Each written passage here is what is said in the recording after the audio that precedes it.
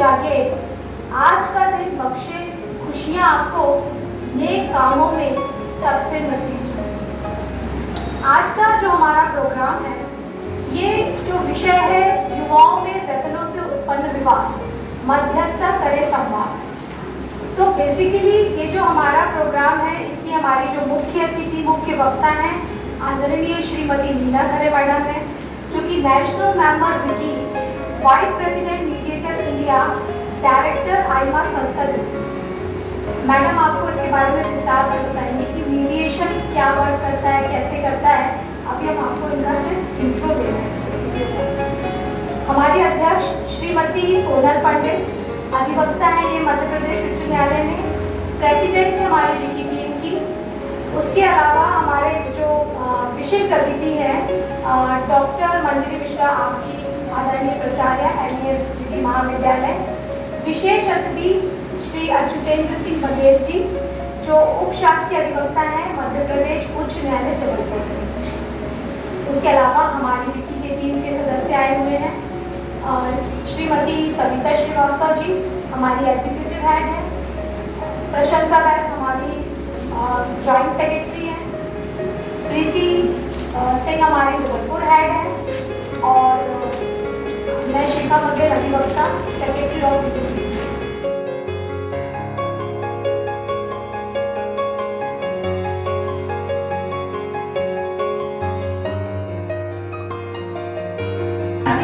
College की x student हूँ, तो हम लोग भी किसी भी आयोजन जब कोई भी कार्यक्रम आयोजित होता था तो हम लोग भी ऐसे स्टूडेंट के तौर पर पढ़ते थे। मैंने आते ही साथ आपको यही चीज़ बोली कि NS लॉ कॉलेज को देख के पुरानी यादें बहुत जल्दी याद आ जाती है। बहुत अच्छा फील हो रहा है। थैंक यू सो मच आप लोग सब जो यहाँ पर आए, समय दिया आपको। सर्वप्रथम आप सभी सम्मानीय अतिथियों का हार्दिक वंदन और अभिनंदन करती हूँ और आभार व्यक्त करती हूँ कि आप सब ने अपना बहुमूल्य समय इस आयोजन के माध्यम से हमारी संस्था women Indian chamber of commerce को दिया। हमारी संस्था women Indian chamber of commerce, जैसे नाम से ये वुमेन एम्पावरमेंट शो होता है, वैसा नहीं है कि केवल वुमेन एम्पावरमेंट है। मैम के अकॉर्डिंग सभी को हम लोग पावर देने का प्रयास करते हैं। तो वैसे हमारी संस्था women Indian chamber of commerce, जिसकी नेशनल मेंबर आज की हमारी मुख्य वक्ता आदरणीय श्रीमती नीला खरे मैम है, जिनकी विवादहीन समाज की सोच के आधार पर आज हमारी संस्था लगातार अलग अलग क्षेत्रों में समाज के अलग अलग विषयों में मध्यस्थता जागरूकता का कार्य निरंतर गति से कर रही है। और ये कार्य करते हुए हमारी संस्था को पूरा 1 साल कंप्लीट हो चुका है। इसी के तहत आप इसी अलग अलग विषयों को, जो कि मैम के अकॉर्डिंग और मैम के मार्गदर्शन के हिसाब से हम लोग अलग अलग विषयों में काम करते हैं, तो इसी के तहत आज हम आपके पास भी एक नया सब्जेक्ट और नया विषय लेकर आप सबके सामने उपस्थित हो रहे हैं। आज का आयोजन संस्था के सचिव और उप सचिव जी के प्रयास से बहुत ही खास दिन आयोजित किया गया है। संस्था के जो सचिव हैं शिखा सिंह बघेल जी, उन्होंने पूछा कि किस दिन ये प्रोग्राम आयोजित होना चाहिए, तो हमारी संस्था का 3rd संडे को ही हर प्रोग्राम आयोजित होता है। परंतु चूँकि जो प्रोग्राम डिसाइड होने की बारी आई, तो हम लोगों ने इस वाले दिन को चूज किया और इसमें पूरा जो श्रेय जाता है तो शिखा सिंह बघेल और प्रशंसा इसी को जाता है। इन्होंने अंतर्राष्ट्रीय योग दिवस पर आज इस प्रोग्राम का आयोजन किया। तो इसका कारण मैं आपको बताऊँ, एक तरफ अंतर्राष्ट्रीय योग दिवस, जिसके अभ्यास के फलस्वरूप हम खुद के मन और तन को नियंत्रित करना सीखते हैं और स्वयं को बुरी आदतों से बचाते हैं, और दूसरी तरफ आज का विषय, शायद आप सबको आज का विषय मालूम होगा, युवाओं में व्यसनों से उत्पन्न विवाद और मध्यस्थता स्थापित करे संवाद। तो अब सोचिए कि मैंने आपसे क्यों बोला कि आज अंतर्राष्ट्रीय योग दिवस के उपलक्ष्य में हम लोगों ने क्यों इस विषय के साथ आप सबके बीच में उपस्थित हुए, बताएंगे कोई? क्यों हम लोग अंतर्राष्ट्रीय योग दिवस के उपलक्ष्य में सब्जेक्ट के साथ आप सबके बीच में उपस्थित? मध्यस्थता और व्यसनों से जो अपन ने सब्जेक्ट लिया है, उसका क्या रिलेशन क्या बनता है? कोई प्रयास करेगा? हाँ, चलिए मैं बताती हूँ। जैसे मैंने कहा कि आज खास दिन है, क्योंकि मीडिएशन की जो मीडिएशन प्रक्रिया है, जिसके अकॉर्डिंग हम लोग यहाँ पर आए हैं, मीडिएशन मेडिटेशन का ही आधार है। मेडिटेशन योग का आधार है, क्योंकि मेडिटेशन तभी संभव हो सकता है जब हमारा शरीर पूर्ण रूप से स्वस्थ हो, स्वस्थ तन हो, स्वस्थ मन हो, तभी हम किसी विषय पर पूर्ण रूप से एकाग्र हो सकते हैं, तभी तो हम किसी भी समस्या का समाधान मध्यस्थता के द्वारा सुलझा पाएंगे। तो इस बात को और बहुत अच्छी तरीके से आज के हमारे मुख्य वक्ता आदरणीय मैम आपको बहुत अच्छी तरीके से समझाएंगी, क्योंकि इससे पहले कारण आदरणीय मैम दिल्ली क्षेत्र से, क्योंकि मैं आपको बताना चाहती हूँ क्योंकि मैं दिल्ली क्षेत्र से हूँ और मध्यस्थता के बारे में मुझे भी जानकारी, परंतु मध्यस्थता के बारे में जिस रुचि के साथ मैं इस क्षेत्र में आई हूँ उसका पूरा श्रेय आदरणीय मैम को जाता है, क्योंकि मध्यस्थता के बारे में कोर्स में रहने के दौरान मुझे जानकारी तो थी, परंतु जब मैंने मीडिएशन का 40 आवर्स का कोर्स किया तब मुझे मालूम पड़ा कि मीडिएशन के बारे में पढ़ना ही सब कुछ नहीं है। मीडिएशन एक ऐसी प्रक्रिया है कि जब आप इस 40 आवर्स के कोर्स को कंप्लीट करोगे तब आपको लगेगा कि आपकी पर्सनालिटी पूर्ण रूप से चेंज हो चुकी है, क्योंकि यहाँ पे आपको 40 आवर्स की ट्रेनिंग के दौरान इतनी चीज़ें सिखाई जाती हैं कि आप में खुद में वो चीज़ डेवलप हो जाती है। ये नॉर्मल सी चीज़ है, आप किसी विवाद का जब समाधान करके बैठोगे तो वो पेशेंस आपके अंदर ही होना चाहिए। आप छोटी छोटी बातों में अपने क्लाइंट्स पे या जो आपके पास पक्षकार आया हो उससे आप एग्रेसिव होगे तो आप, मुझे नहीं लगता आप किसी की समस्या का समाधान कर सकते हो। तो वो 40 आवर्स की ट्रेनिंग के दौरान मैंने हर दिन आदरणीय मैम से छोटी छोटी सी चीज़ें जो सीखी, उसी के तहत आज मैं इस लायक होकर के आज आप सबके सामने खड़ी हूँ इस सब्जेक्ट के साथ में। तो मैं आप सबसे मेरी ये गुजारिश है कि आप सब भी चूँकि लॉ स्टूडेंट्स हैं तो मैं ये नहीं कहती कि आप लोग ज़रूरी है करना, पर मध्यस्थता मीडिएशन सब्जेक्ट को ज़रूर पढ़ें, बहुत अच्छा सब्जेक्ट है। और यदि वाकई में हम अपने क्षेत्र में विधि क्षेत्र से जुड़े हैं, क्योंकि विधि क्षेत्र एक ऐसा सब्जेक्ट होता है कि समाज के लिए करने के हमारे पास बहुत कुछ होता है, तो उसमें मध्यस्थता बहुत अहम भूमिका निभाएगा। समाज को विवादहीन समाज बनाने के लिए जो सहारा हमें मीडिएशन प्रक्रिया के दौरान मिलता है वो मुझे नहीं लगता लिटिगेशन के क्षेत्र से जुड़े होने पर और किसी चीज़ से हम उस चीज़ को सॉर्ट आउट कर सकते हैं। तो आप सभी लोगों से मेरी गुजारिश है कि मीडिएशन में आप लोग ज़रूर जुड़ें और ज़रूर पढ़ें और बहुत इंटरेस्ट से पढ़ें। और मुझे लगता है कि जब आप मीडिएशन की बुक को जो मैम ने EM के द्वारा आज आई है उसको जब आप पढ़ेंगे, उसके कॉन्सेप्ट को समझेंगे तो आपको लगेगा कठिन प्रक्रिया है। मध्यस्थता में बहुत सारी कठिन परिस्थितियों का सामना एक मीडिएटर को भी करना पड़ता है, जो मीडिएशन प्रक्रिया के दौरान जिसको कहा जाता है इम्पास। तो इम्पास को हर मीडिएटर भी झेलता है, परंतु झेलने के बाद जो सुकून हमें प्राप्त होता है कि किसी उजड़ते हुए घर को हमने बचा लिया, वो सुकून मुझे नहीं लगता कि बाकी किसी चीज़ में हमें प्राप्त होता है। तो आप सभी से गुजारिश है कि आप इस प्रक्रिया से जरूर जुड़ें। और women Indian chamber of commerce केवल लगातार यही प्रयास कर रही है कि आज केवल मध्य प्रदेश में ही नहीं, आदरणीय मैम के मार्गदर्शन से पूरे देश में हम मध्यस्थता को इस रूप से प्रचारित कर लें कि हमें लोगों को ये बोलने की जरूरत नहीं है कि लिटिगेशन में आप सीधे चले जाइए। आप पहले मीडिएशन में आइए, अपने कॉन्सेप्ट को समझिए और समाज को विवादहीन समाज बनाने का दायित्व हम भी उठाएं। तो आप सबसे ही मेरी गुजारिश है।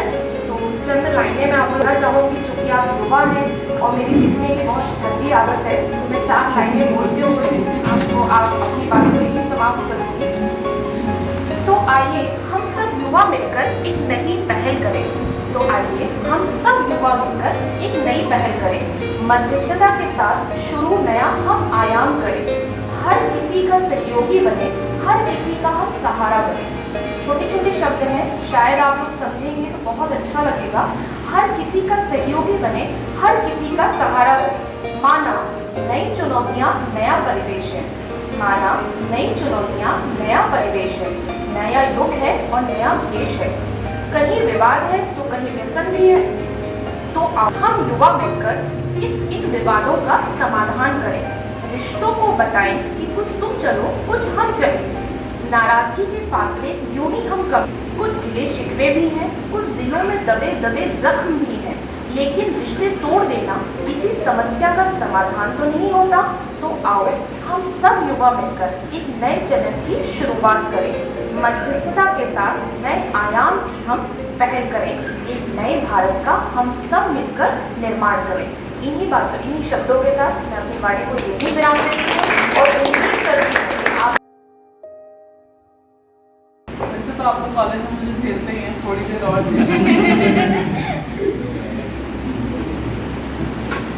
A very good evening to all of you.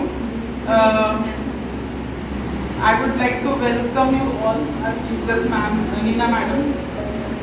आज पहली बार आपसे मुलाकात हुई और बहुत ही अच्छा लगा। बहुत ही अच्छे कॉज के लिए हम ये आप लोग ये पहलू लेके आए हैं। मुझे बहुत अच्छा लगा जैसे ही शिखा मैडम आई हमारे यहाँ और बोला कि मुझे मीडिएशन में कुछ करना है। तो मीडिएशन एक ऐसा टॉपिक है जो बहुत अंडर दी मतलब ऐसे ही चला जाता है, शायद बच्चे ध्यान से पढ़ते भी नहीं है उसके बारे में। तो मैंने बोला नहीं, इसके बारे में अवेयरनेस होना बहुत ज़रूरी है। बिकॉज यू ऑल नो कि courts are very overloaded with the work, cases बहुत ज़्यादा हैं। आई गेस आप लोगों में से बहुत लोग कोर्ट जाते भी हैं और कोर्ट जाने के साथ में आप लोगों के बहुत सिविल सूट्स और जिस तरीके के आपके जो मतलब रेगुलर वाले सूट्स हैं, फैमिली कोर्ट्स वाले मैटर्स हैं, वो चलता रहता है, बहुत सालों से चला आ रहा है, सेटलमेंट नहीं हो रहा है। But you guys don't know कि आपको किस तरीके से उसको सेटलमेंट करवाना चाहिए, ठीक है? या आपके जो भी रिलेटिव्स हैं उनको भी नहीं पता कि how we will go for the mediation, हम कैसे मीडिएशन में जाएंगे, हम कैसे आर्बिट्रेशन के लिए अप्लाई कर सकते हैं। तो this team will give you sort out all of your queries कि आपको क्या करना चाहिए अगर आपको मीडिएशन में जाना है। सबसे पहले तो I would like to congratulate you for international yoga day, ठीक है? जैसा कि हम सबको पता है कि हम यहाँ पे मीडिएशन के लिए, that is a very noble cause, के लिए यहाँ पे एकत्रित हुए हैं। और स्पेसिफिकली जो आज का टॉपिक है अपना, दैट इज व्यसनों से उत्पन्न विवाद, है ना? और उसके साथ में किस तरीके से मीडिएशन विल हेल्प यू कि जो विवाद उत्पन्न हुए हैं उसके रिगार्डिंग मीडिएशन किस तरीके से उन विवादों को खत्म कर सकता है, ठीक है? तो नीना मैम, उसके बारे में, मीडिएशन के बारे में नीना मैम से ज़्यादा अच्छा तो मुझे नहीं लगता कि मैं आपको उतना बता पाऊंगी। बट चूंकि आज इंटरनेशनल योगा डे भी है, तो सबसे बेसिक जो चीज़ होती है व्यसन को दूर करने के लिए, दैट इज क्या कि आप इनिशियल लेवल पे ही प्रिकॉशनरी मेजरमेंट्स यूज करें। A very well saying is precaution is better than cure, ठीक है? तो सबसे पहले स्टार्ट कहाँ से होता है? व्यसन लेने वाली आप जो ड्रग एडिक्शन है वो स्टार्ट कहाँ से होती है? That is about your mental health. If you are mentally unstable with some sort of things कि आपको बहुत टेंशन है, आप बहुत स्ट्रेस में हैं, आपकी चीज़ें सॉर्ट आउट नहीं हो रही, you are very loaded with the work, ठीक है? तो उसमें क्या करते हैं हम लोग? बहुत ज़्यादा स्ट्रेस लेते हैं, we use to tend towards the drug thing, ठीक है? तो बेसिकली आजकल के लोग जो आजकल बहुत ज़्यादा hashtag mental health awareness campaigning and all चल रहा है, तो उसमें सबसे जो बेसिक भूमिका जो निभाता है मेंटल हेल्थ को क्योर करने का, that is the yoga. Because yoga means क्या होता है? That is a combination of your spirituality, your mental health and your physical health. तो जब इन तीनों का कॉम्बिनेशन होता है एंड ये तीनों एक बैलेंस वे में चलते हैं, तो automatically people will not gate tend towards the drug addiction, right? तो जहाँ आपका मेंटल स्टेबिलिटी आ जाएगी, वहाँ पे आप ड्रग एडिक्शन की तरफ ऑटोमेटिकली इंक्लाइंड नहीं होंगे, ठीक है? Apart from the international yoga day, mediation क्या होता है? आपको मैम ने बहुत अच्छे से, आई गेस फाइनल सेमेस्टर में मैडम ने बहुत अच्छे से समझाया है इस चीज़ को। तो किसी भी तरीके का अगर डिस्प्यूट है तो आपका ADR, that is I guess section 89 of CPC, alternative dispute resolution, and mediation is one of the part of ADR, ठीक है? तो वो बहुत वाइटल रोल प्ले करता है आपके डिस्प्यूट रिजोल्यूशन में। और हम सब जानते हैं कि कोर्ट ओवरबर्डन है, तो मीडिएशन में अगर हम जाएंगे तो एक्सपेंस भी हमारा थोड़ा सा कम हो जाता है। बट वही बात है ना कि we don't know how to go to the court for the mediation. So this team, that is why I have called them कि वो आएं और आपको बताएं कि there is something which is called outside court settlement in a legal way, that is alternative dispute resolution, ठीक है? तो वो किस तरीके से वर्क करता है, वो किस लेवल पे आपको हेल्प कर सकता है, या अगर आप चाहें तो आप किस तरीके से इस एज एन एक सोशलिस्ट और एज एन मतलब बहुत अच्छे कॉज में आप जुड़ सकते हैं और आप भी सोसाइटी को कुछ बहुत अच्छी चीज प्रोवाइड कर सकते हैं, ठीक है। इसीलिए मैडम को यहाँ पे हमने आपको प्रॉपर डिटेल में सब चीजें बताने के लिए यहाँ पे मैम को आमंत्रित किया। तो thank you ma'am for coming here and thank you so much और thank you for conducting this seminar. Thank you. मंच पे मैम लोगों के साथ बैठने का अवसर मिला, उसके लिए बहुत बहुत धन्यवाद।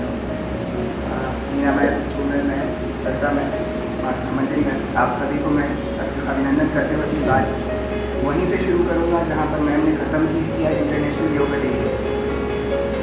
सोनल मैम ने भी कहा आज बहुत सारी चीज़ें एक साथ हमारे पास एकत्रित हुई हैं। विक्की की टीम हमारे बीच में एक कार्यक्रम लेके आई थी।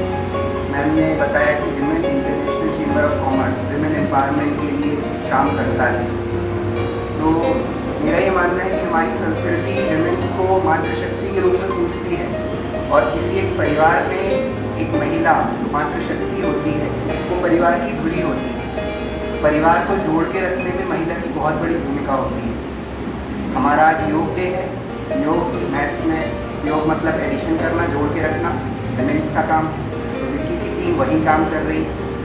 मीडिएशन के थ्रू भी वही काम किया जा रहा है समाज में। जहाँ पर विवाद आ रहे हैं, विवादों को आपसी समझौते से एक दूसरे को जोड़ करके कैसे हम सुलझा सकते हैं। तो योग डे पर women's international chamber of commerce द्वारा व्यसन मुक्ति के लिए संवाद के द्वारा जो लोगों को जोड़ने का ये कार्यक्रम एक अद्भुत संयोग है। आप सभी लोग इस कार्यक्रम के आयोजन के लिए बधाई के पात्र हैं। मीडिएशन क्या होता है, कैसे होता है, इस पर मीना मैडम हमें बहुत अच्छे से एनलाइटन करेंगी, क्योंकि आज का हमारा विषय है युवाओं के बीच में व्यसन और मीडिएशन से संवाद। तो इस विषय पर सबसे अच्छी भूमिका हमारी हो सकती है। हम सब युवा हैं और आने वाले समय के अधिवक्ता हैं। मीडिएशन कहीं ना कहीं लिटिगेशन से अतिरिक्त एक समाधान है जहाँ पर हम समाज में आए विवादों को सुलझा सकते हैं। अगर हम लिटिगेशन की बात करते हैं, वहाँ पर जब कोर्ट्स में मामले आते हैं और कोर्ट्स में जजमेंट होता है तो किसी एक पक्ष के संबंध में पक्ष में फैसला जाता है और दूसरे पक्ष के पक्ष में फैसला चल जाता है। हमारी कानून व्यवस्था ये है कि अगर कोई पक्ष उससे असंतुष्ट है, उसके ऊपर जो भी न्यायालय है वहाँ पर अपील करेगा। अगर वहाँ से भी जो निर्णय हुआ उससे भी वो संतुष्ट नहीं है, उससे और ऊपर अपील करेगा। और ये जो हमारा विवाद है कंटिन्यू चलता चला जाता है। मीडिएशन उसका एक अच्छा समाधान है, क्योंकि उसमें दोनों पक्षों को बैठ करके आपस में एक समझौता करने का अवसर मिलता है। अगर मीडिएशन से कोई हमें सॉल्यूशन मिल पाता है तो उसके बाद उस विवाद का पूर्ण रूप से समापन हो जाता है। वो गुंजाइश नहीं रह जाती कि वो और आगे बढ़ सके। इसीलिए मीडिएशन एक अच्छा प्लेटफॉर्म है, एक अच्छा तरीका है जिसके माध्यम से हम डिस्प्यूट सॉल्व कर सकते हैं। क्योंकि आज का सब्जेक्ट व्यसन से रिलेटेड है, तो व्यसन जो हमारी युवा पीढ़ी के सामने एक बड़ी चुनौती के रूप में आ रहा है, उसके कई कारण होते हैं। एज ए यंगस्टर हम बहुत बार सोचते हैं कि हम डिप्रेस्ड हैं, बहुत सारी चीज़ें हमारे मन से नहीं हो रही हैं, पढ़ाई अच्छी नहीं चल रही है। हमारे दोस्तों को देख करके हम कई बार सोचते हैं कि हमारे जो अदर सब्जेक्ट में दोस्त चले गए हैं वो हमसे आगे निकल गए, और हम डिप्रेशन की ओर जानते हैं। मेंटल हेल्थ कहीं ना कहीं इफेक्ट होती है, हम जैसे की ओर मुड़ जाते हैं। उसमें मीडिएशन कैसे हेल्प कर सकता है? तो युवा पीढ़ी की सबसे बड़ी समस्या है कि डिप्रेशन के दौरान हम अपना संवाद करना छोड़ देते हैं। हम अपने परिवार से संवाद करना छोड़ देते हैं, अपने मित्रों से संवाद करना छोड़ देते हैं। और मीडिएशन उसी का माध्यम है, हमें संवाद करने का अवसर मिल सके, हम अपने परिवार से बात कर सकें। अगर कोई एक समझदार व्यक्ति हमें ये समझा सके कि आप डिप्रेशन में जा रहे हैं वो गलत है, आपके पास अनलिमिटेड अपॉर्चुनिटीज़ हैं, आपकी जो भी शक्तियाँ हैं, आपकी जो क्षमताएँ हैं वो अनंत हैं। एक युवा पीढ़ी के पास अभी इतनी ऊर्जा है कि वो अपना भविष्य किसी भी दिशा में तय कर सकता है।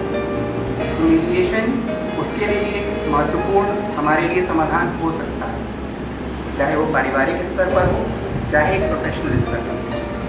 आज का जो सब्जेक्ट है युवाओं में व्यसन की समस्या और मीडिएशन के द्वारा संवाद, ये बहुत ही प्रासंगिक है।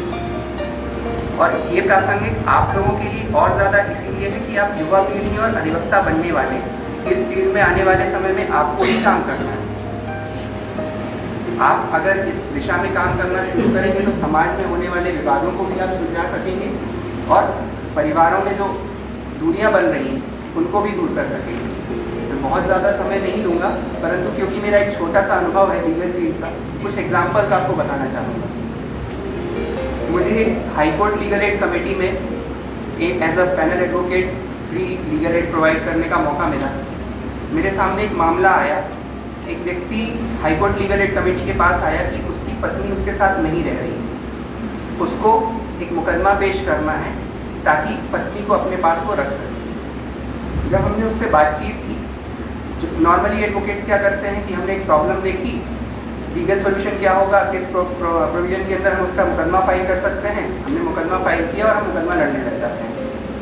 लेकिन जब हमने उससे बात की और जानकारी ली तो पता चला कि उसको शराब पीने की बुरी आदत है, जिसके कारण वो धीरे धीरे शराब के नशे में डूबता जा रहा है और कहीं ना कहीं उसका काम करने की जो क्षमता है वो समाप्त हो गई और उसने काम भी अपना छोड़ दिया। उसके 2 बच्चे हैं, उसकी पत्नी सिर्फ इसलिए परेशान है कि अब वो कोई काम ही नहीं करता, किसी काम के लायक ही नहीं है, इतना ज़्यादा वो इसे में डूबा हुआ। हमने उससे बातचीत की कि देखो भाई, आप मुकदमा लगाने जाओगे, मुकदमा ठीक है आप फ्री लीगल एड के थ्रू लगा दोगे, आपका खर्च नहीं होगा, परंतु क्या आप प्रयास कर सकते हैं कि आपके परिवार के किसी व्यक्ति को बुलाया जा सके जो आपकी और आपकी पत्नी से बात कर सके। प्रयास किया हमने, बातचीत भी हुई और पत्नी ने भी यही कहा कि अगर ये शराब पीने की आदत छोड़ देंगे तो हम इनके साथ रहने को तैयार हैं। उस व्यक्ति ने प्रयास किया और मुझे बहुत खुशी है कि हमें बिना मुकदमा लगाए उसमें सफलता भी मिली और 2 महीने बाद वो दोनों साथ में रहे।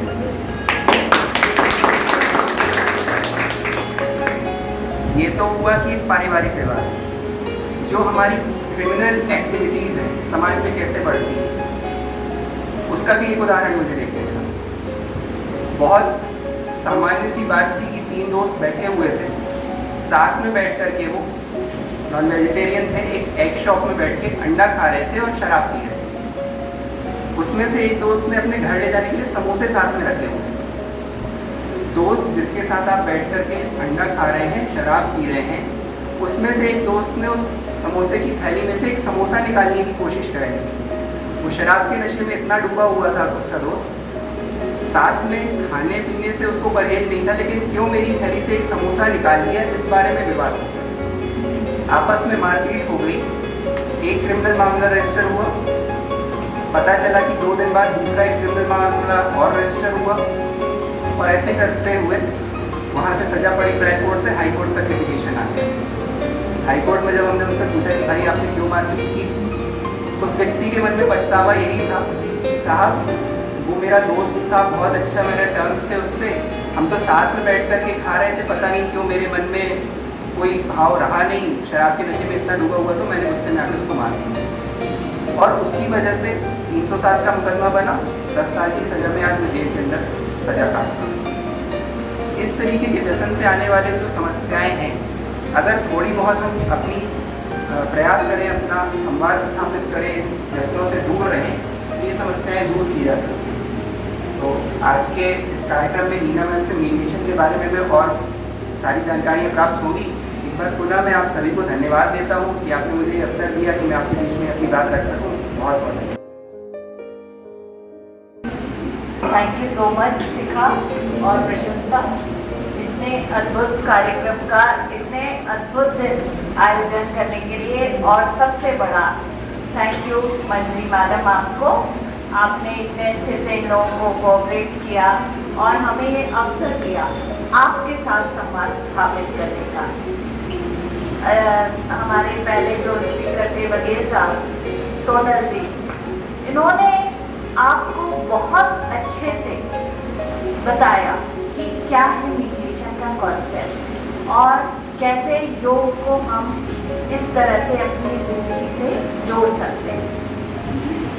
अब मैं आप लोगों से आज के टॉपिक के बारे में तो बात करूंगी, साथ ही साथ आप लोगों से इस बारे में भी चर्चा करूंगी कि क्या सोचते हैं आप लोग क्या योग आज इंटरनेशनल योग डे है।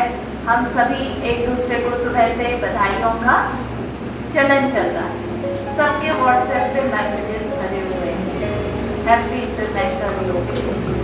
सही बात है। हम में से कितने लोग हैं जो योग को अपने जीवन में स्थान देते हैं या फिर उसके महत्व को समझते हैं? बहुत कम लोग होते हैं। कारण क्या है?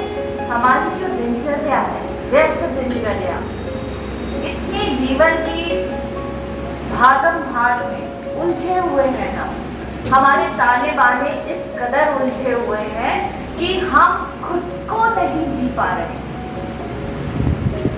जीवन तो जी रहे हैं, सांसें भी चल रही हैं, लेकिन हम कहते हैं ना कि आपकी खुद की क्या उपलब्धि है, आपने अपना जीवन कैसे जिया, तो कोई भी शायद खुशी खुशी इस चीज का जवाब नहीं दे पाएगा।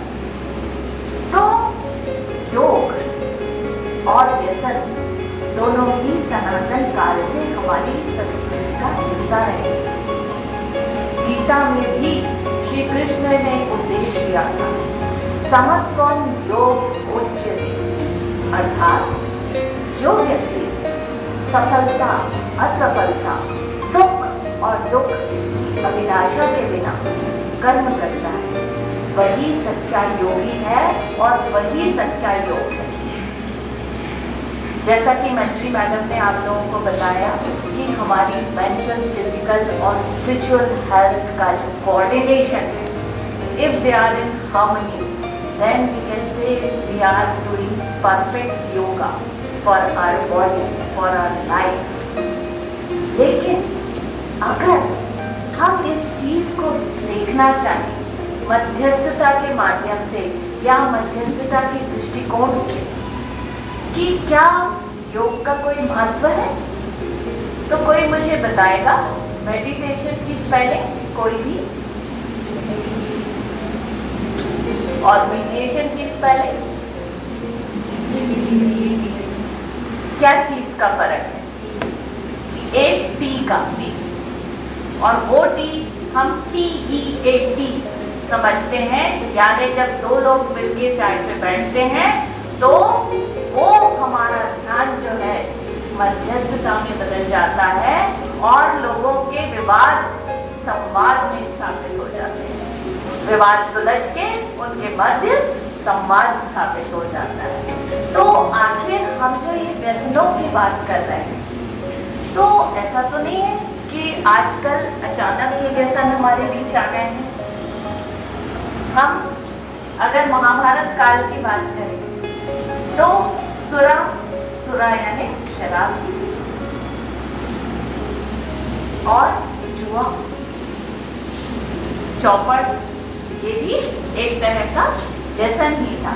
तो व्यसन सिर्फ शराब पीना नहीं है, बल्कि लोगों में जो ये बैटिंग का एक नया चलन उत्पन्न हुआ है, और उसके पीछे रीजन क्या है कि हर व्यक्ति शॉर्ट टर्म सक्सेस चाहता है। आज मैं यहाँ हूँ, मैं भी चाहती हूँ कि मैं वहां पहुंचूं। कैसे पहुंचूं? हर उचित अनुचित जरिए के द्वारा जरिया उपयोग करके हम चाहते हैं कि हम बस कैसे भी सक्सेसफुल हो जाए। हम में से कोई भी ऐसा व्यक्ति है जिसके मन में हो कि मैं हीरो नहीं बनना चाहता, मैं तो फेलियर बनना चाहता हूँ। भाई हमको करना ही नहीं है हीरो बनने। ऐसा कोई भी व्यक्ति है क्या? जब हम सुबह अपने घर से या भी हम लोग इस प्रोग्राम में आ रहे थे तो सबने आईना देखा होगा, देखा होगा, देखा, क्या फील किया? परफेक्ट ओकेजन के लिए बिल्कुल परफेक्ट तैयार है, हम अच्छे से तैयार होकर हम प्रोग्राम अटेंड करने जा रहे हैं। क्यों?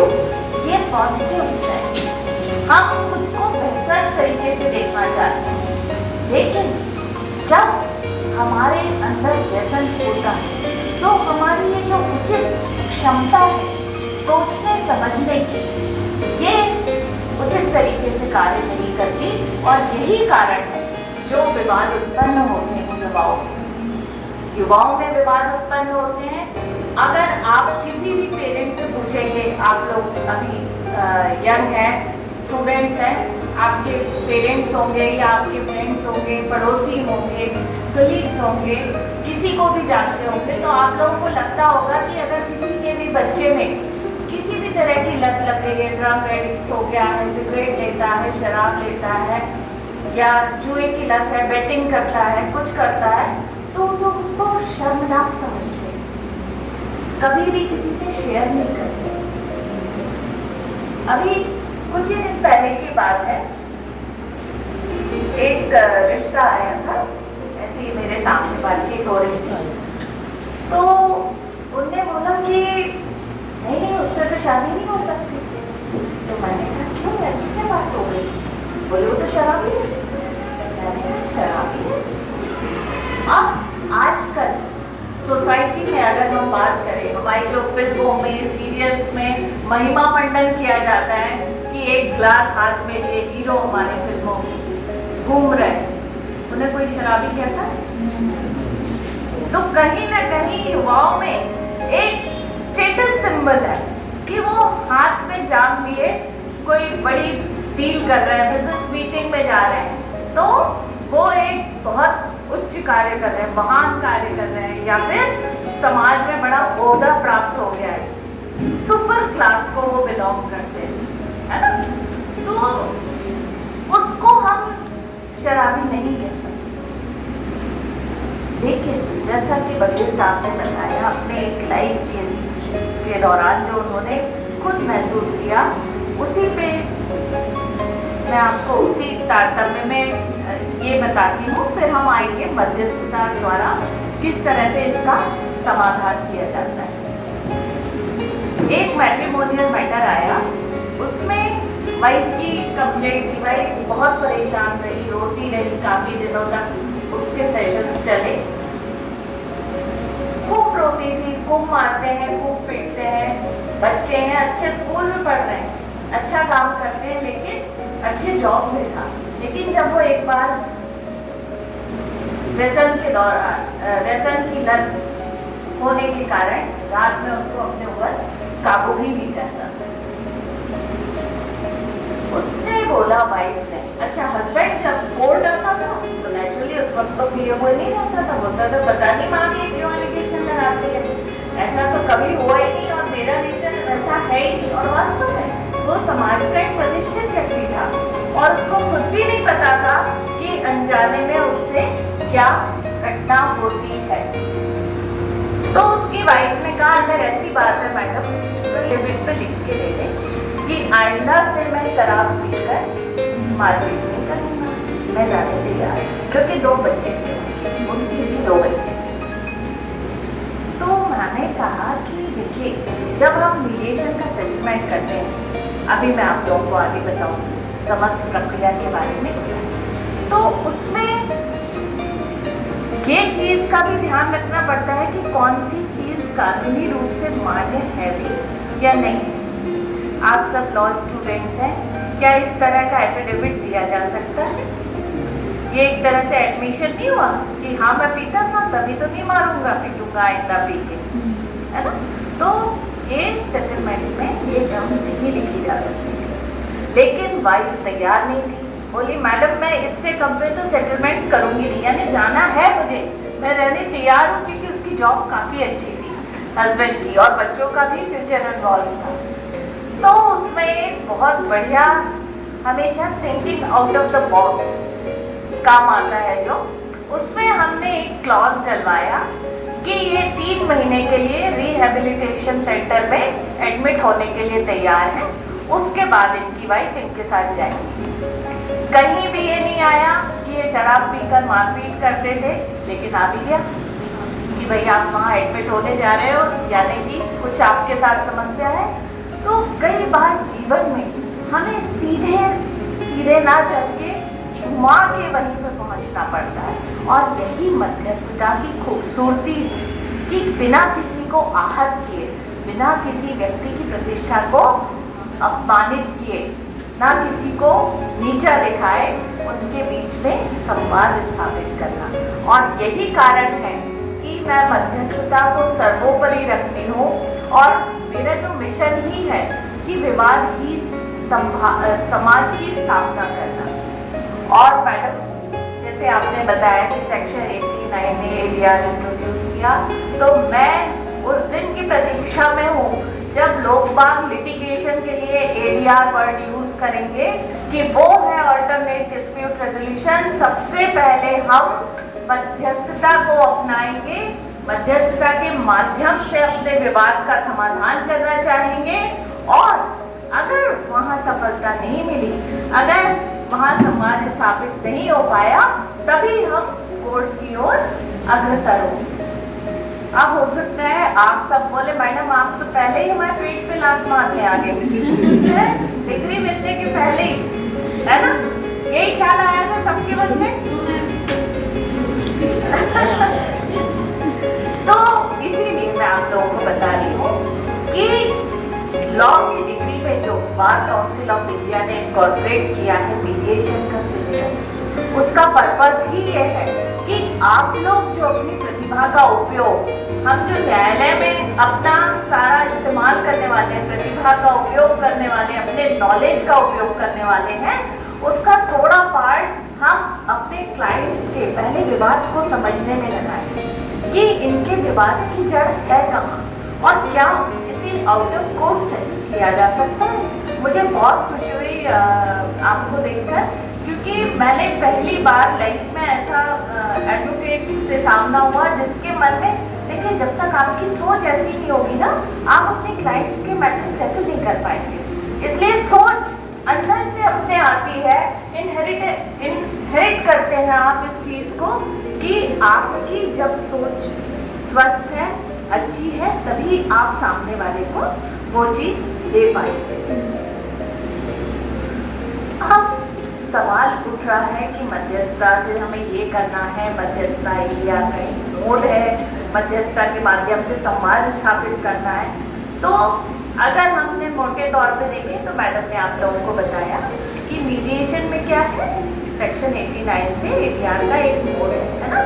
CPC में अमेंडमेंट हुआ, उसमें इनकॉर्पोरेट किया गया ADR के ये 5 मोड, ऑर्डर 10 रूल 1 की विद इफेक्ट फ्रॉम जुलाई 2002 हमारे देश में ADR आ गया, ठीक है।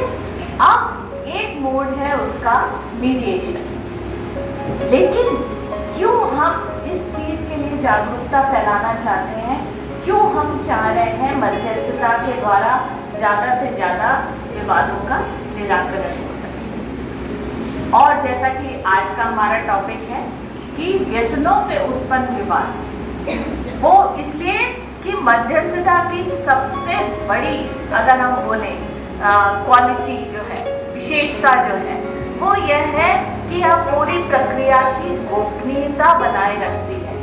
तो जो हमारा सबसे बड़ा है कि हमारा face, losing of our face value among the society, among the friends, among the family, तो उससे हमें निजात मिलती है।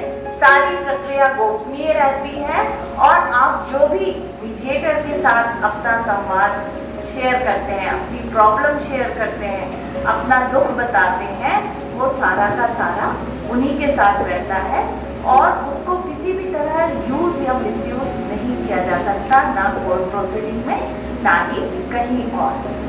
तो मध्यस्थता को अगर हम सरल शब्दों में कहें तो यह एक तृतीय निष्पक्ष व्यक्ति द्वारा दो विवाद में लिप्त व्यक्तियों के समाधान, विवाद के समाधान की प्रक्रिया है, जिसमें कम्युनिकेशन और नेगोशिएशन स्किल को यूज किया जाता है।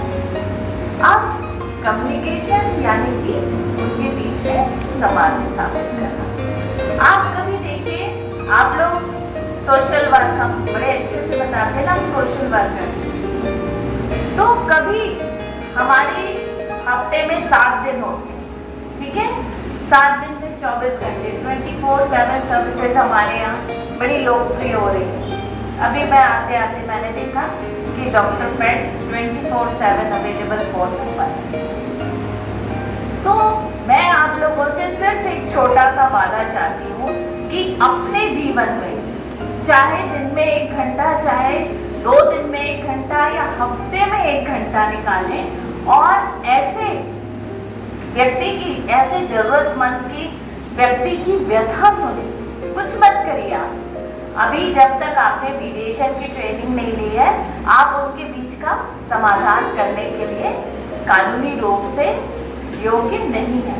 लेकिन जब आप किसी की व्यथा सुनेंगे तब आप समझेंगे कि अच्छा ऐसे इनकी प्रॉब्लम शुरू हुई और प्रॉब्लम की जड़ तक पहुंचकर उस चीज का समाधान करना है। न्यायालय में विवादों का निराकरण होता है। समाधान होता है कि निराकरण होता है? बताइए। निराकरण होता है, लेकिन वो निराकरण क्षणिक भी हो सकता है, अल्पकालिक भी हो सकता है और दीर्घकालिक भी हो सकता है। कोई जरूरी नहीं है कि हर व्यक्ति अपील में जाए। कई ऐसी चीजें आती, हो सकता है उनके पास फाइनेंसेस ना हो सकता है उनके पास टाइम ना हो सकता है उनकी उस चीज में इच्छा ही खत्म हो गई है ना, उसको जब तक उनको मिली वो सारी चीजें बेकार हो जाती हैं। तो मध्यस्थता की सबसे बड़ी क्वालिटी क्या हुई कि आपका समय, धन और निश्चितता देता है, आपका समय बचाता है, क्योंकि मैक्सिमम 90 दिन की अवधि है किसी भी मैटर में सेटलमेंट के लिए कराने के लिए, दोनों पक्षों के बीच के विवाद को सुलझाने के लिए। और की बचत कैसे होती है? हमारे देश में अभी भी कोर्ट अनेक्स मीडिएशन है, हमें न्यायालय द्वारा प्राप्त होता है प्रकरण और उसमें किसी भी तरह की फीस नहीं ली जाती, अर्थात ये पक्षकारों के लिए निःशुल्क है। और अगर उन्होंने किसी तरह की कोर्ट फीस जमा की है और मध्यस्थता के माध्यम से उनका विवाद का समाधान होता है तो वो कोर्ट फीस भी कोर्ट फीस अधिनियम के तहत उनको वापस कर दी जाती है। अब तीसरा पक्ष है निश्चितता। अब आप जब न्यायालय में जाएंगे तो दो, या तो आप अपने प्रकरण में आपकी जीत होगी या फिर हार होगी। जीत हो गई तो अगली पार्टी अपील में जाएगी, अगर आपकी हार हुई तो आप अपील में जाएंगे। तो ये जो अनिश्चितता की दूरी है ये चलती रहती है। लेकिन मध्यस्थता में जिस तरह से हमारे यहाँ जिला विधिक सेवा प्राधिकरण अधिनियम 1987 में लोक अदालत के अवार्ड को अंतिमता मिलती है, फाइनलिटी जो मिलती है कि यहाँ पर अगर लोक अदालत में मैटर सेटल हो गया तो वो फुल एंड फाइनल है। इसी तरह अगर मीडिएशन का मैटर सेटल हो गया तो वो भी फाइनलिटी लाता है और उसकी कहीं कोई अपील नहीं हो सकती। तो ना केवल इससे आपके रिश्ते बचते हैं, क्योंकि आपके रिश्ते सुलझ गए और उनमें संवाद स्थापित हो गया और आगे भी चल के आप उनसे फेस टू फेस बात कर सकते हैं। क्यों? क्योंकि आपने उनके ऊपर कोई आरोप प्रत्यारोप लगाकर कोर्ट में लड़ाई नहीं की। दूसरी बात, आपके समय और धन की बचत होती है, यानी आपको जो चीज की आवश्यकता आज है, अगर आपको मान लीजिए वो 4 साल बाद, 5 साल बाद, 10 साल बाद भी मिलती है तो उसकी उपयोगिता शून्य हो जाती है। वो जस्टिस डिलेड जस्टिस डिनाइड, देर से मिला हुआ न्याय भी अन्याय के बराबर ही होता है। इसलिए यही आज की मांग है, आज की डिमांड है। जो हैशटैग मैडम ने हमारी बात की, हैशटैग मेंटल पीस, तो मैं कहूँगी हैशटैग मीडिएशन, है ना। आप कोशिश करें कि जितने ज़्यादा से ज़्यादा विवादों का समाधान मध्यस्थता के द्वारा लोगों को प्रेरित कर सकें, उनको जागरूक कर सकें इस विधा के बारे में। और अगर हम मीडिएशन की बात करें तो सबसे पहला ये ख्याल आ सकता है कि आखिर ऐसे कौन कौन से प्रकरण हैं जिनमें मध्यस्थता की जा सकती है। तो जितने भी कंपाउंडेबल केसेस हैं और सिविल नेचर के केसेस हैं उनके बीच में मध्यस्थता एक मध्यस्थ के माध्यम से की जा सकती है। जैसे कि पड़ोसियों के मध्य विवाद, प्रॉपर्टी में पार्टीशन के सूट्स हैं, आपके सिविल सूट, सिविल नेचर के जितने भी सूट्स हैं, हस्बैंड वाइफ के मैट्रिमोनियल मैटर्स हैं और 498 भी उससे कवर कर लेते हैं। जजमेंट आ गया सुप्रीम कोर्ट के, उसका भी सेटलमेंट उनके साथ हो सकता है। आपके कार्यस्थल पर हुए विवाद, इस तरह के जो भी हमारे विवाद होते हैं, लाइसेंसी और लाइसेंसर के बीच के विवाद, मकान मालिक किराएदार के विवाद, इसके अलावा जो शासकीय जिसमें शासन इन्वॉल्व है उनको छोड़कर या देशद्रोह के मामलों को छोड़कर एवं गंभीर आपराधिक मामलों को छोड़कर जितने भी कंपाउंडेबल केसेस हैं सारे मीडिएशन के द्वारा आराम से उनको सुलझाया जा सकता है और उनमें सेटलमेंट कराया जा सकता है। ये तो हमने बात की कि जो हमें कोर्ट के द्वारा कन्वेंट प्राप्त होंगे उसमें हम इस तरह से मध्यस्थता कर सकते हैं। एक मध्यस्थ के लिए क्या योग्यता होनी चाहिए? तो जैसा कि सोदा ने बताया आपको कि 40 आवर्स की ट्रेनिंग, इंटरनेशनल ये नॉर्म्स है कि 40 घंटे की ट्रेनिंग लिए बिना मीडिएशन की आप एज ए मीडिएटर काम नहीं कर सकते। इसी तरह आज के दौर में देखिए बदलाव हर जगह आ रहा है, हमारी टेक्नोलॉजी में बदलाव आ रहा है, हमारे खान पान में, हमारे रहन सहन में, हर चीज में बदलाव आ रहा है। तो इसी तर्ज पे हमारे यहाँ अब प्री लिटिगेशन मीडिएशन भी बहुत पॉपुलर हो रहा है। बड़े शहरों में तो ये अपनी जगह बना चुका है। अभी हमारे प्रदेश में इसमें थोड़ा कम काम हो रहा है और कमर्शियल मैटर्स जो है उनमें भी कमर्शियल कोर्ट्स का निर्माण जरूर हो गया है, लेकिन अभी उतनी अपेक्षित सफलता नहीं प्राप्त हो पा रही।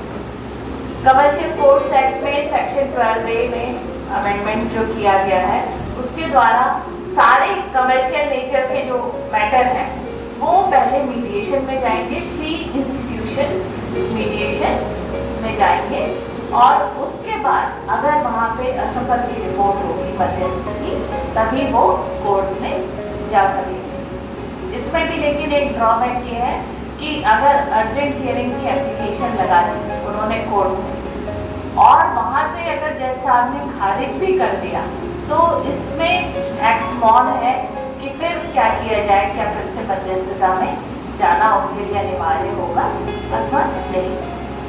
तो ये सारी चीज़ें हैं मध्यस्थता के बारे में, जो कि छोटी छोटी चीज़ें अगर हम लोगों को इस बारे में जागरूक करें, फैसलों के माध्यम से जो विवाद उत्पन्न हुए पारिवारिक रूप से बैठकर या फिर हम अपने मित्र अगर हमारे हैं, हमारे कोई सहयोगी हैं, हमारे अड़ोसी पड़ोसी हैं, तो हम उनके विवाद भी इस तरह से सुलझा सकते हैं और उनमें संवाद स्थापित कर सकते हैं।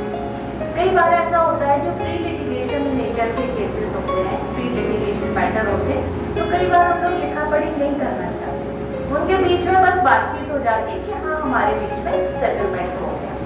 लेकिन अगर आप लोग चाहते हैं कि सेटलमेंट की रिस्पॉन्सिबिलिटी रहे तो उसको जरूर राइटिंग में हमें लेना चाहिए उस सेटलमेंट को, ताकि अगर वो सिर्फ उनके बीच का कॉन्ट्रैक्ट है तो वो कॉन्ट्रैक्ट अधिनियम के धाराओं के अनुसार उसका वो होगा संचालन। और अगर मान लीजिए उन्होंने उसको सेटलमेंट के रूप में लिया है तो अभी आर्बिट्रेशन एंड कंसिलिएशन एक्ट के द्वारा उसकी धारा 30 के द्वारा उसको एक डिक्री के रूप में वहाँ पे हम कन्वर्ट करा सकते हैं संबंधित न्यायालय के जाकर।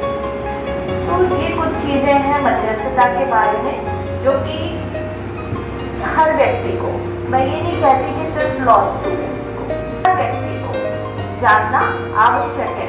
हमें अपने अधिकारों के प्रति जागरूक होना भी आवश्यक है, साथ ही साथ हमें हमारे दायित्वों के प्रति भी जागरूक होना आवश्यक है। हम सिर्फ अधिकार नहीं उपयोग कर सकते बल्कि हमारे जो समाज के प्रति दायित्व है, कर्तव्य है, उनका भी हमें उपयोग करना आना चाहिए।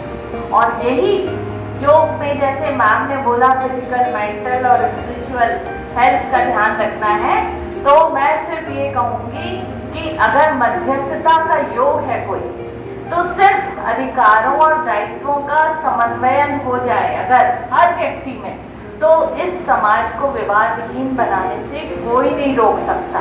अगर हम नैतिक रूप से स्वयं जागरूक हो जाए कि हमें ये करना चाहिए और नहीं करना चाहिए, तो आप लोग क्या बोलते हैं, अगर आप अपने से शुरुआत करें कि मैं स्वयं कोई ऐसा कार्य नहीं करूंगा, या अगर कोई कार्य होता देखा मैंने तो मैं उसमें अवश्य सहयोग करने की कोशिश करूंगा, तो क्या आपको लगता है वो दिन दूर है जब हम इस समाज को विवादहीन बना सकें? बताइए। हर एक व्यक्ति के प्रयास से ही, बूंद बूंद से ही घट बढ़ता है। इसी तरह हर एक व्यक्ति के प्रयास से ही इस समाज को हम आगे बढ़ा सकते हैं। हमारी जो एनर्जी है, हमारी जो पॉजिटिव एनर्जी है, वो सारी हम डिवोट कर सकते हैं अपने देश की प्रोग्रेस। तो बस इन्हीं शब्दों के साथ मैं आप सबका आभार व्यक्त करती हूँ। आप लोगों ने इतना समय दिया, इस विषय को समझने की कोशिश की और यहाँ पर उपस्थित हुए। आप लोगों के हृदय से बहुत बहुत धन्यवाद। और एक बार मैं जरूर बोलूँगी कि अपने जीवन में मध्यस्थता विषय का अभी शिखा आपको बताएंगी, हमारी बुक है। और इसके अलावा भी बहुत सी मीडिएशन पर बुक्स हैं, आप लोग पढ़िए और इस कॉन्सेप्ट से जरूर परिचित होइए। ये एक पढ़ने योग्य चीज़ है और अपने जीवन में अनुकरण करने योग्य चीज़ है। तो इसी के साथ बहुत बहुत धन्यवाद। जय हिंद, जय Bharat.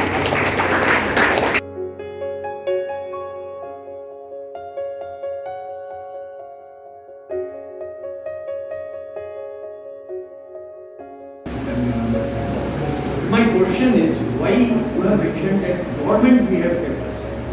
The government, okay, and Rashtradrah and all that, we can keep them aside. But why this concept cannot be taken for the government? Let me explain to you, submit to you. My father, he worked for 35 years in government for technical government. He wrote letters, he got careers. Somebody else has taken the case to the court. That time I was not able to. I was only doing the court martial kind of things. When he was writing letters, he was there. Somebody has taken the court. The people say now the issue is something. Speak the law.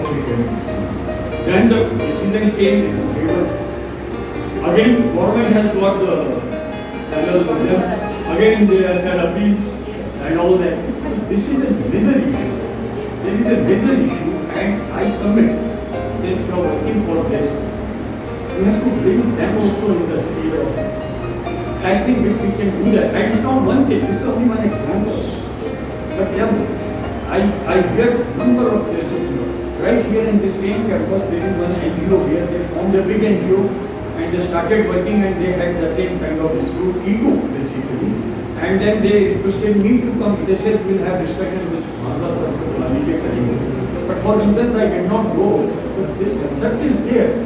But then it should be applied, I think, all over. And the major problem we are facing, and sometimes I will tell you, no offenses made anything. I am still part of government. I am retired, but I have a blood with the government. My father government, me in the government. I am ex-Navy guy.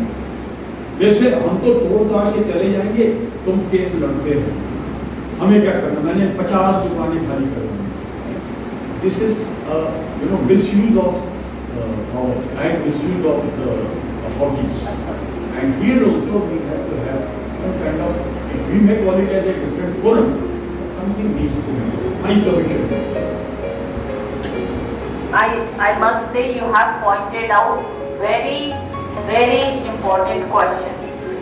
Why government cases should be included from the categories which is there in our policy? See, it's a policy matter.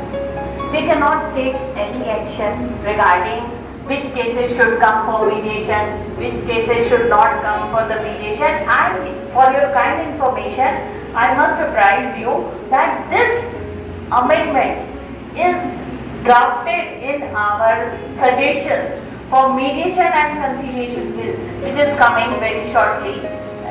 Are you aware that there is no act on mediation till date? We have no act on mediation. Okay? We have only rules, MP High Court rules. Okay? Every state is having their rules for their respective state. but we are not having any unanimous act on mediation. So these all suggestions are there. We have already put all these in draft, and hopefully your this grievance should be taken care in this our act. And second, your second thing, which is emotional ego. Okay, so in mediation, we always prefer to teach them or apprise them about emotional quotient. Emotional quotient, what is that? Emotional quotient दो तरह से, मैं सबके हिसाब से बता रही हूँ कि दो तरह से असर करता है. First, you have to address your own emotion. Until and unless you don't have control over your own emotion, how can you control others' emotion? So it is prime thing you should understand right now in which emotion you are dealing with. जब कभी हम विवाद में होते हैं तो या तो हम क्रोध में होते हैं, अहंकार में होते हैं, गुस्से में होते हैं, या फिर ईगो होता है ना? तभी किसी व्यक्ति के बीच में विवाद होता है, लड़ाई झगड़ा क्यों होता है? और इमोशनल क्वोशेंट का दूसरा पार्ट क्या है कि how to deal others emotion. हमारे इमोशन पे तो कंट्रोल है, लेकिन how can you control your emotion? अगर आप बहुत क्रोध में आए हैं तो क्या हम उसको डेफर कर सकते हैं, उस मैटर को, उस संवाद को थोड़ी देर के लिए रोक सकते हैं? कहा जाता है, पुरानी कहावत है कि अगर आपको बहुत जोर से क्रोध आ रहा हो तो 100 तक गिनती गिनो, अपने आप आपका वो जो इमोशन है वो चला जाएगा. It is very scientific. It is not a matter of love, you know, it is scientific thing कि हमारी नर्व्स को जो ऑर्डर देने में और रिसीव करने में जब हम 1 से 100 तक गिनते हैं उतना ही टाइम लगता है. तो जब हमारा माइंड डाइवर्ट हो जाता है तो वो वहां से जो ऑर्डर निकला है माइंड से वो नर्व्स तक नहीं पहुंच पाता और हमारा माइंड डाइवर्ट हो जाता है और हम खुद भूल जाते हैं कि हम किस बारे में बात कर रहे हैं. आप लोगों ने अक्सर देखा होगा कि हम लोग कई बार चर्चा करने आते हैं और अचानक से भूल जाते हैं कि मैं क्या बात कर रही थी, क्योंकि वो रिसीविंग और सेंडिंग में जो डिले होता है उसके कारण. It is very technical thing and it is scientifically proven. That is why we said that this mediation training, Sonal ने आप लोगों को बताया कि this training is very useful for each and everyone of the society. Why? Because अगर आप किसी और का विवाद का समाधान नहीं भी कर पाए, आप में अंदर पर्सनालिटी में इतना ट्रांसफॉर्मेशन हो जाएगा कि आपको लगेगा कि हमारा नजरिया ही बदल गया. हर चीज नजरिए से शुरू होती है साहब. हम कहते हैं ना, नजर का इलाज संभव है, नजरिए का नहीं. जब तक आप स्वयं अपना नजरिया ना बदलना चाहें, दुनिया की कोई ताकत, कोई कानून, कोई सदन, कोई राज्यसभा, कोई संसद उस चीज को नहीं बदल सकती. इसलिए खुद में बदलिए. गांधी जी का फेमस कोट है, be the change you want to see in the world. आप स्वयं में वो अंतर लाइए जो आप दूसरों में देखना चाहते हैं, और यही शुरुआत होगी आपके समाज की विवादहीन स्थापना की. So thank you so much sir for your meaningful intervention at the appropriate time and at the appropriate manner. Thank you so much. इसी के लिए कार्य कर रही है. हम लोग न केवल वुमेन को एम्पावर कर रहे हैं. मैं आपके प्रश्न का जवाब इस तरह से दे रही हूँ, थोड़ा सा घूम के आ रही हूँ ताकि सारी चीजें उसमें समाहित हो जाए. अब आपका प्रश्न है कि ग्रामीण क्षेत्रों में लोकवाद को प्लेटफॉर्म नहीं मिलता और कई बार उनका ईगो या फिर लोक लाज आड़े आते हैं कि हम आगे कैसे. तो ये जो हम कह रहे हैं ना, महिला परिवार की धुरी होती है और महिलाओं को जागरूक कर रहे हैं.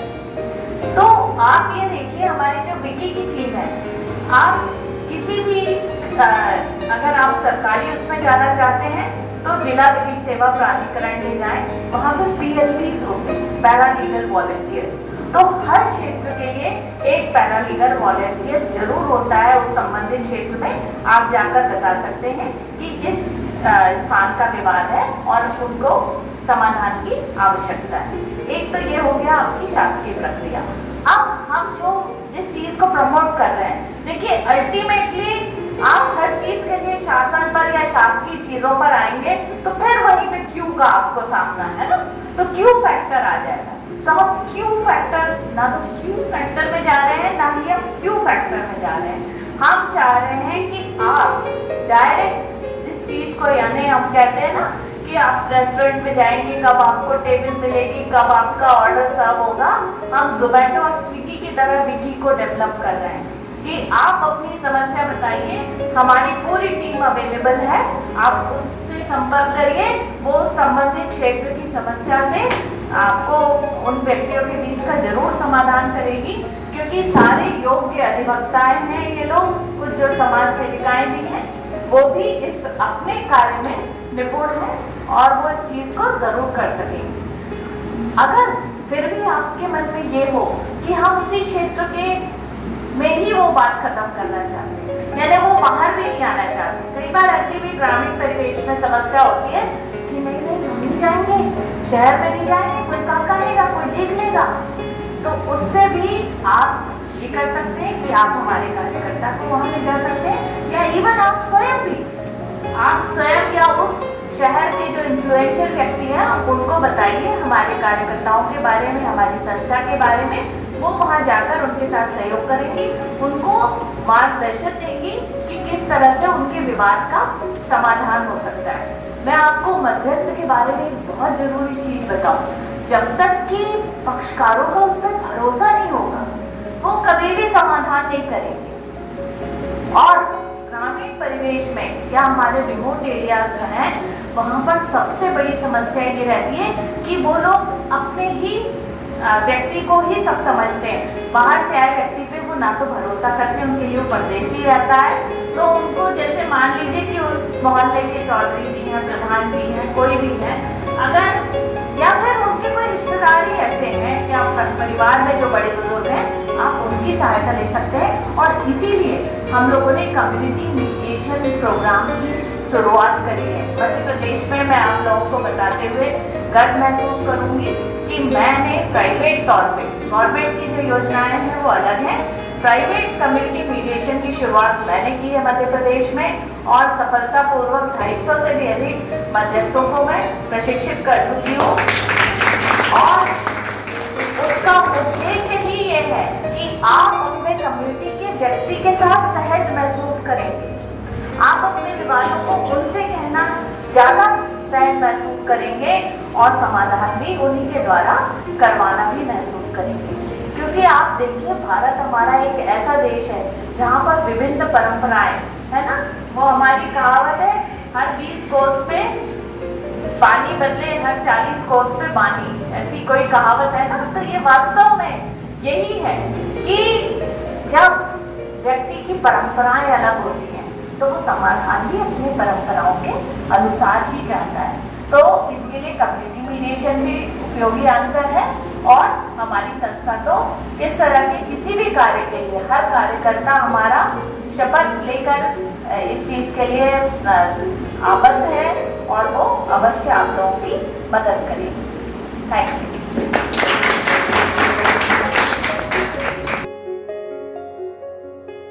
का विषय है युवाओं में व्यसनों से उत्पन्न विवाद, मध्यस्थता स्थापित करे संवाद।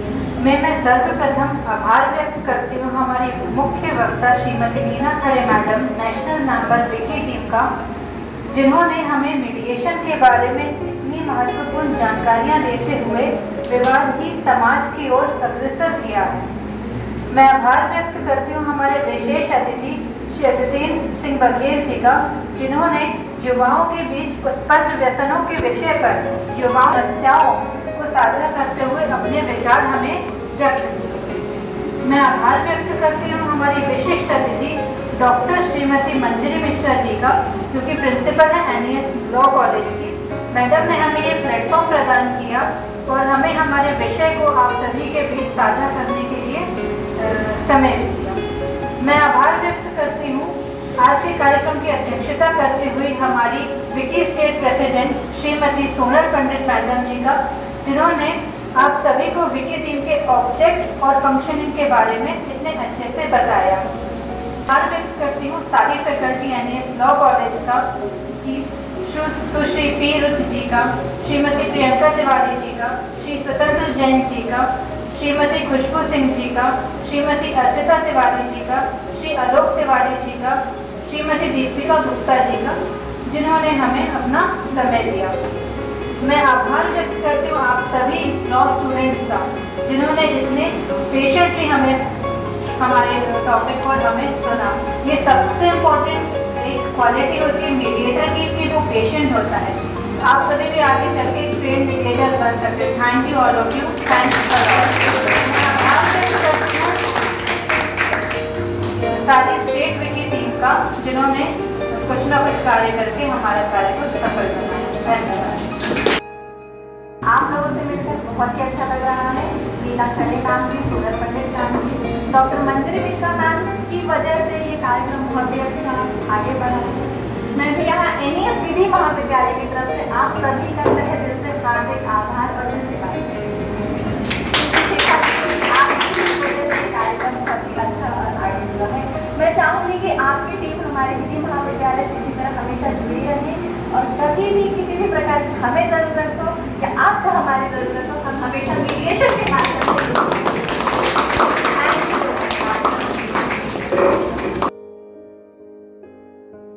वो बात, वो शिक्षा आपकी कब कहाँ अस्त्र के रूप में काम आती है।